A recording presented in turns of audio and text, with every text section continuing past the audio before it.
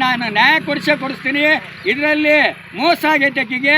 ಆ ಮೋಸ ಯಾರು ಮಾಡಿದ್ದಾರೆ ಅನ್ನೋದು ಅದನ್ನು ಬಹಿರಂಗಪಡಿಸ್ತೀನಿ. ಕೆಲವು ಸಮಯಗಳು ಬೇಕು, ಯಾಕಂದ್ರೆ ನಾ ಇನ್ನೂ ಗ್ರಾಮ ಪಂಚಾಯತಿ ಕಾಲಿಟ್ಟಿಲ್ಲ. ಅಲ್ಲಿ ಪಂಚರು ಹಿಂದೆ ಮಾಡಿದಂಥ ಪಂಚರು ಇನ್ನೂ ಒಬ್ಬೊಬ್ಬರು ಬದುಕಿದ್ದಾರೆ, ಅವ್ರ ಬಗ್ಗೆನೂ ತನಿಖೆ ಮಾಡ್ತೀನಿ ಎಲ್ಲ. ಯಾಕಂದರೆ ಅವರು ಕಾನೂನುಬದ್ಧವಾಗಿ ಖರೀದಿ ಮಾಡಿದ್ದೀನಿ ಅಂದರೆ ಅವ್ರಿಗೆ ಬಿಟ್ಕೊಡೋಂಥ ವ್ಯವಸ್ಥೆ ಐತಿ.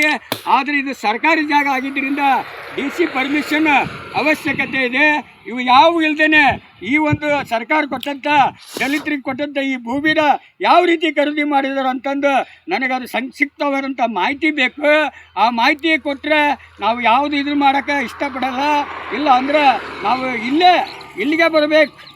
ಯಾಕಂದರೆ ಕಾನೂನು ಮುಖಾಂತರ ಹೋದರೆ ಅಲ್ಲಿ ಸಾಕ್ಷಿಗಳು ಯಾರು ಹೇಳಕ್ಕೆ ಬರೋಂಗಿಲ್ಲ. ಇವತ್ತು ಎಲ್ಲ ಲಾಯರ್ಗಳು ಅಡ್ಜಸ್ಟ್ಮೆಂಟ್ ಆಗಿದ್ದಾರೆ. ಯಾರದಲ್ಲಿ ದುಡ್ಡು ಐತಿ ಅವ್ರಿಗೆ ಸಹಿ ಮಾಡಿ ಕೊಟ್ಬಿಡ್ತಾರೆ.